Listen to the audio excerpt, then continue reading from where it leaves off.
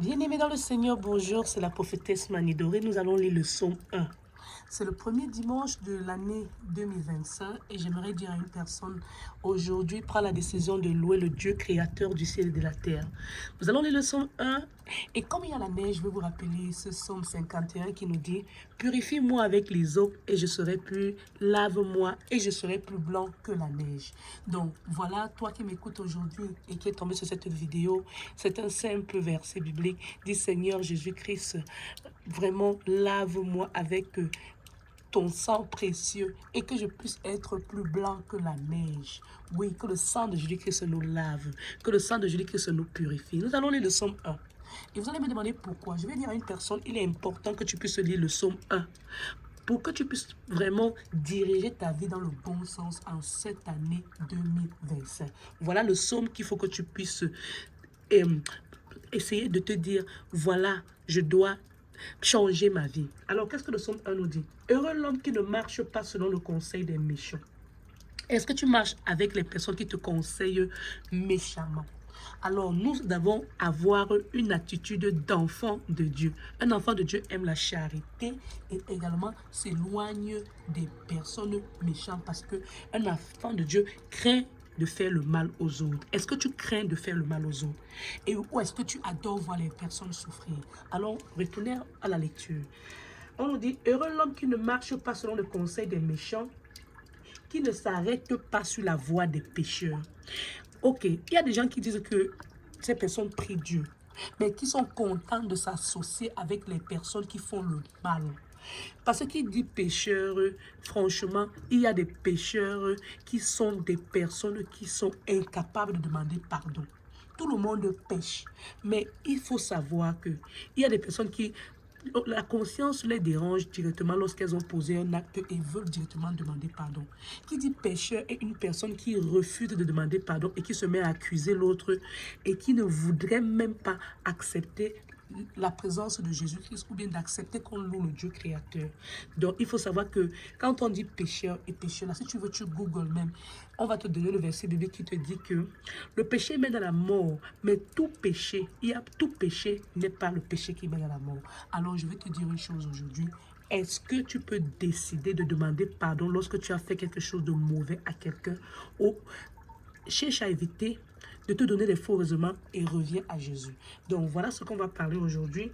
Heureux l'homme qui ne marche pas selon le conseil des méchants et qui ne s'arrête pas sur la voie des pécheurs et qui ne s'assied pas en compagnie des moqueurs. Il y a des personnes qui ont pour compagnie les personnes qui passent leur longueur de journée à se moquer des autres.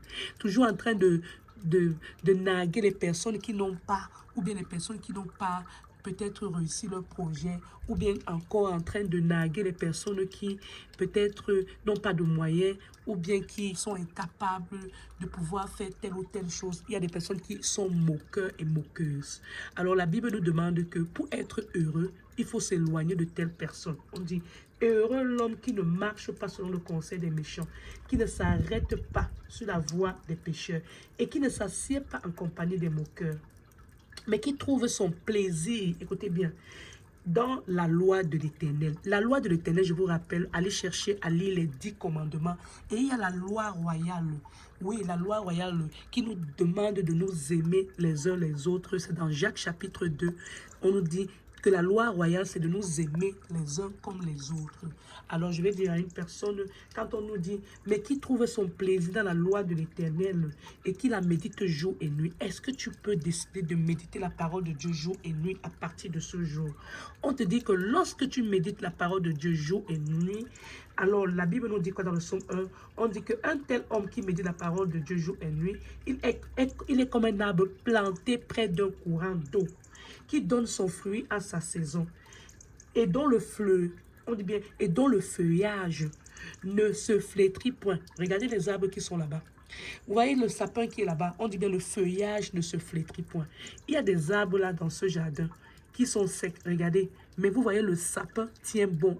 Le sapin est à côté de certains arbres là qui ont déjà perdu tout leur feuillage. Alors le Seigneur te dit que quoi? Que lorsque tu es une personne qui médite la parole de Dieu jour et nuit, ton feuillage ne se flétrit point. Et puis tu donnes un fruit, ton fruit ta saison. Alors, on nous dit, il est comme un arbre planté près d'un courant d'eau qui donne son fruit à sa saison et dont le feuillage ne se flétrit point. Tout ce qu'il fait lui réussit. Il n'en est pas ainsi des méchants.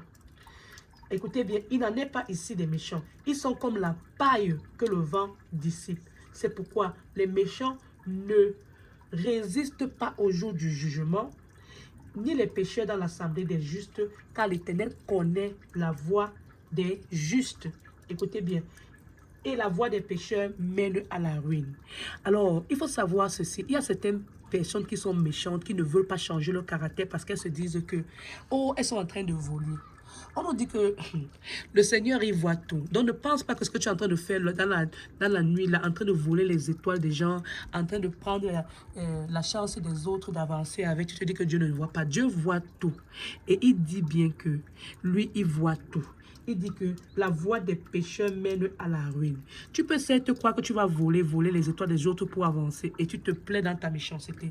Mais le Seigneur te dit qu'il t'attend. Vous savez, on aura un jugement tout seul. Et le jugement dernier, là, le Seigneur va nous poser les questions. On aura un jugement. Donc, je vais dire à une personne, pose-toi la question de savoir si aujourd'hui, là, Jésus revenait et qui te posait les questions. Qu'est-ce que tu dois vraiment répondre? Qu'est-ce que tu attends pour louer Dieu? Qu'est-ce que tu attends pour demander, Seigneur, je te demande pardon pour tous les péchés que j'ai commis. Je reviens à toi. Je t'en prie, aide-moi. Oui, nous devons... Alors, chaque jour, nous poser la question parce qu'on ne connaît ni l'heure ni le moment. Donc, profitons, nous prions. Seigneur Jésus, que je te demande pardon pour tous les péchés que j'ai commis. Je te prie de bien vouloir nous rendre purs comme cette neige blanche. Papa Yahweh, lave-nous de tous nos péchés. Je te demande pardon parce que moi-même, je suis pécheur et je voudrais que tu me pardonnes pour tous mes péchés et que tu m'accordes une place dans ta maison. Jésus-Christ de Nazareth, donne-moi une place dans le royaume de Dieu. Écris mon nom dans le livre de la vie. Donne-moi l'Esprit Saint et que l'Esprit Saint me donne la sagesse, le discernement et que je m'éloigne de tout ce qui ne loue pas le Dieu créateur du ciel et de la terre, que je m'éloigne de toutes les personnes qui sont ennemies de Jésus-Christ et que je marche avec des personnes qui ont envie de louer le Dieu créateur et qui louent et qui mettent la parole de Dieu en application, que je m'éloigne des méchants, que je m'éloigne des moqueurs et que je m'éloigne de toutes les personnes-là qui font des conseils où ils font des meetings, où ils ne font que parler des méchancetés des autres. Alors que la paix du Seigneur Jésus-Christ soit avec toutes les personnes qui ont suivi ce message et que le Saint-Esprit de Dieu transforme tout enfant de Dieu. Profitons en ce premier dimanche de 2025 de donner nos vies à Dieu le Créateur et de sceller notre vie de prière avec le sang de Jésus-Christ. Papa Yahweh, que le sang de Jésus-Christ se verse sur tout enfant de Dieu qui prie le nom de Jésus-Christ avec sincérité et que cela nous rend invisibles à tous nos ennemis. Oui, restez dans l'amour de Jésus-Christ et le commandement royal, c'est de s'aimer les uns comme les autres. Éloignez-vous, je vous ai lu Tite, chapitre 3, verset 9 à 12, qui dit que quand tu donnes un premier avertissement, un deuxième avertissement, tu as le droit de t'éloigner d'une personne qui crée des divisions, parce que ce sont des personnes qui sont perverses.